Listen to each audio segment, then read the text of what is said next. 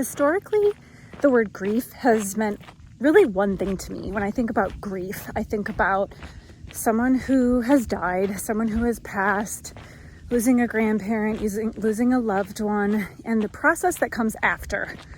That person has already gone and you are deeply grieving that person. But what I have realized is that grief can exist very much in different forms, and it's not just a past tense for when people are past. And when I kind of came to terms with that, and I was like, oh, yeah, that kind of makes sense, is that you can very much grieve someone's life, your life together, while they are very much alive.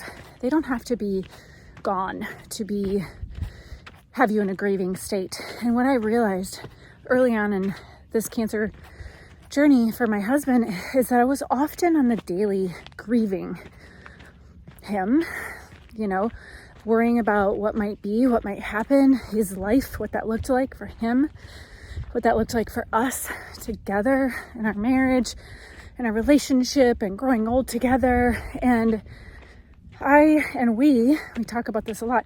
We often found ourselves grieving. But while grief can have such a heavy, again, kind of sometimes negative connotation, what I realized is that it's a very healthy process. Early on, my friend Maggie was willing to have a consult with us. She's now a 6-year lung cancer survivor, doing well.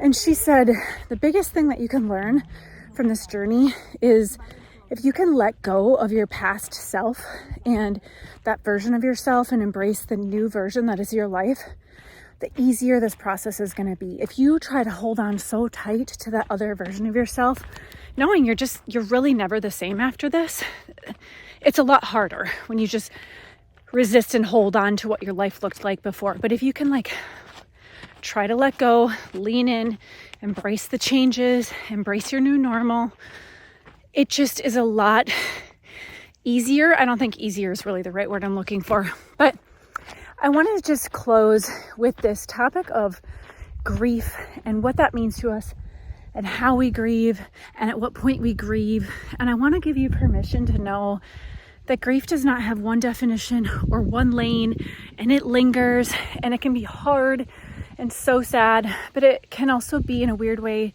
healing and help us move through things that are really hard. And so when I started realizing subconsciously what my mind was doing when I was grieving little bits of every day, some of which I probably wasn't even really aware of, I felt like when I at least acknowledged the grief and recognized it and kind of called out what it was, it just made my psyche and my mental health a little bit more forgiving, right?